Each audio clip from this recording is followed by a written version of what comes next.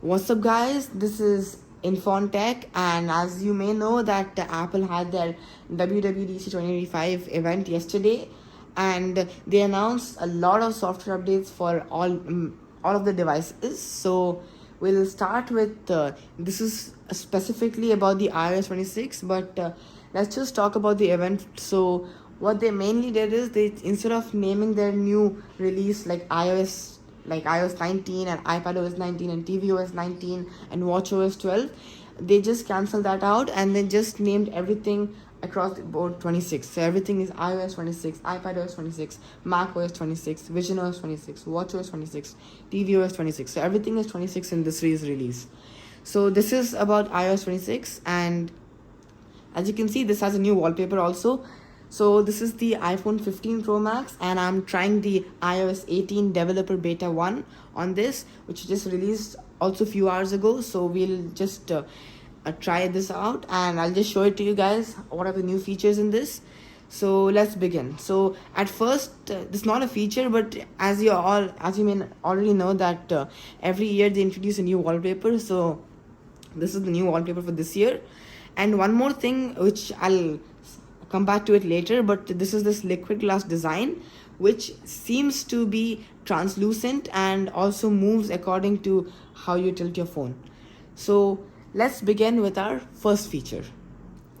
So our first feature is in the phone app. So let me get it open, and as you can see, this is a test contact. But if you can see that in the contact photo, there's this cool animation. That's also the liquid glass design, which I'll talk about later. But right now the feature does not work at its best, but I'll just still tell you about it. So Apple introduced this new feature called the live translation on the phone app, and what it does is basically, if you are speaking to someone who does not speak the same language as you, or you have trouble understanding it, what this does is basically it translates the other person's language into the language that you desire. Right now there's only a few languages available, but there might be more supported later on, but that's what it does. And it is a cool feature because there are many people who do not know all the languages. So if you need it will be there in the phone app, and it works live, and it also speaks aloud when the other person's talking. It's live translation, so as the person keeps on speaking, this also keeps on speaking. So that's how it works. And I'll just tell you about this. Even this one does not work, but it's about messages. So in the messages app, as you may know, you obviously have text translation, but in messages you also have as you're typing, you have translations available. So you don't have to do anything, just have to click on the translate button, and then it starts translating. Even this feature does not work fully right now, but however it will work in July when the public beta comes out. So we'll try it out then. But otherwise, that's another cool feature in messages. And obviously now you also have something called public polls. So you can just add polls, like if you're having a conversation and you just are giving multiple options, maybe for different restaurants, or for maybe you want to keep some party on a different date, or that, just something like that. When you have too many options, you can just create a poll and write all the options down, and then people can just vote. So that's in messages. And you also have typing indicators for group chats, which will allow the other people to see who's typing and at what time. So that is also there. And of course you already have read receipts. So that is the first feature in this. Now let's move on to the second feature.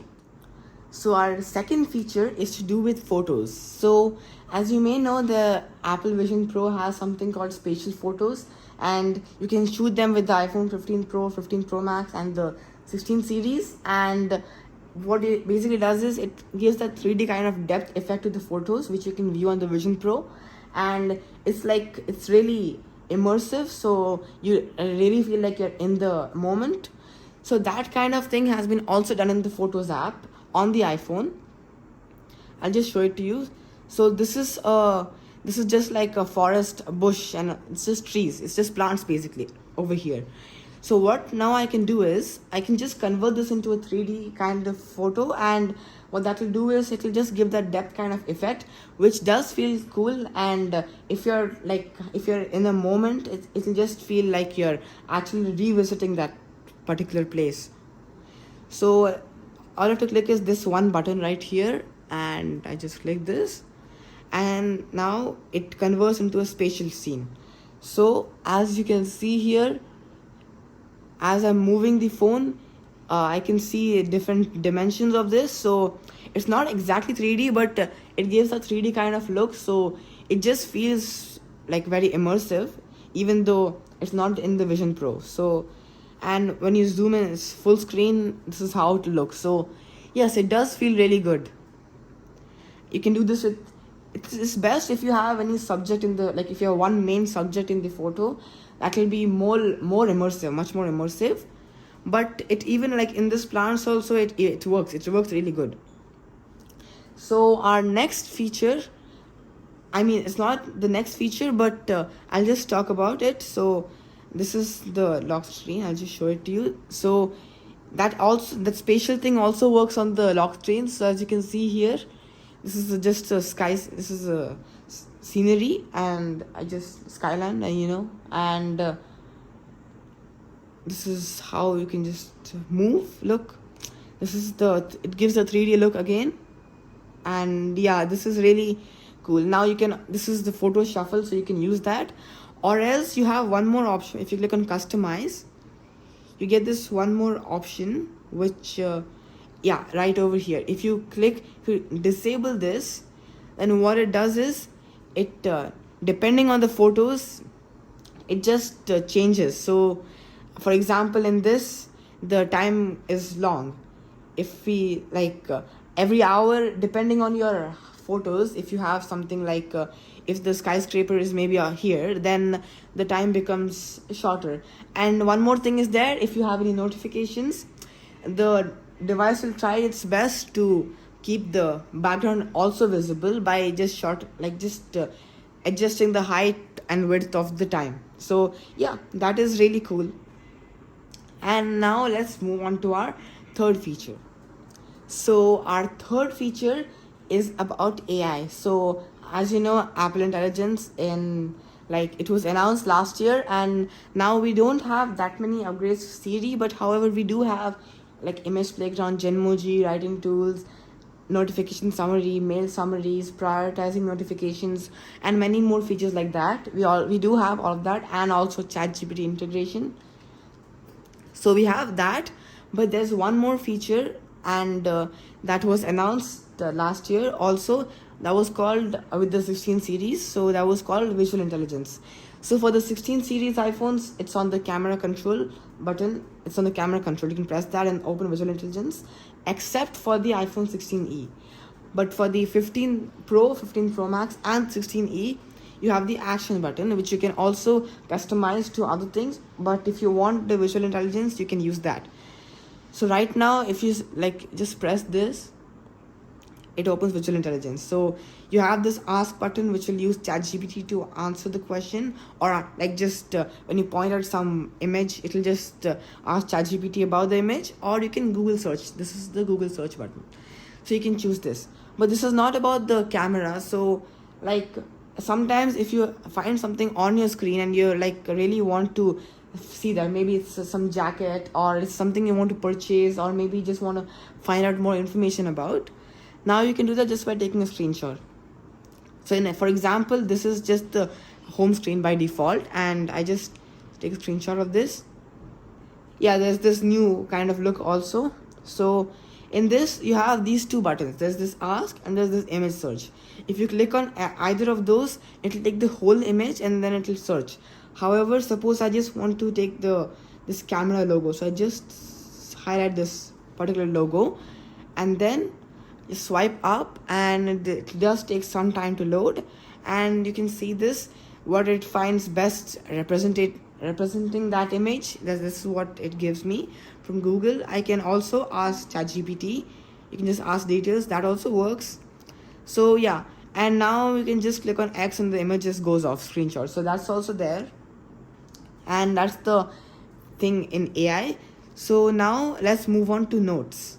In notes, like this works all, like even messages, notes, anywhere where you have the type, when you have the keyboard. So this is about Genmoji. So what this basically does is, you can using Genmoji, you can just for example, this emoji, I click on this and then I click on Genmoji, and all I have to do here is at earlier you can just type and it will create emojis, but if you do not want like that, and if you just for example choose any emoji from here and just want to combine those two, for example, like just select this and this, I select these two, and it actually combines these two images. It creates something like this.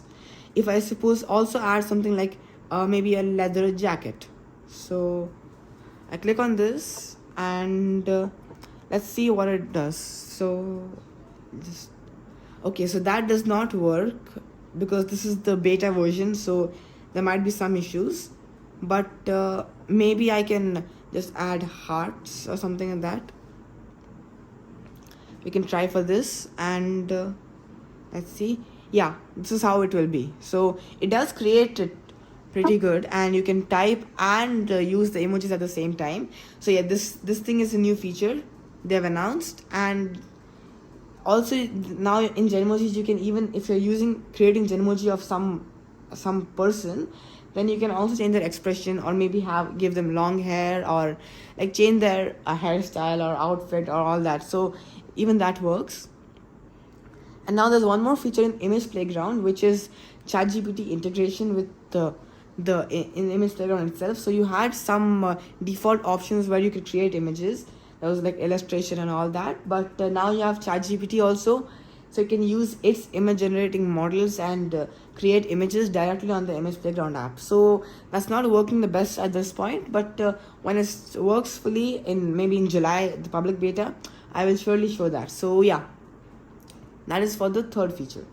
Now this was all about AI. So now let's move on to the fourth feature. So the next and fourth feature we're going to talk about is in the inclusion of two new apps, which is Games and Preview. So Games is a new introduced app, and Preview was there on the Mac, but now it's added to the iPhone. So yes, so let's start with Games.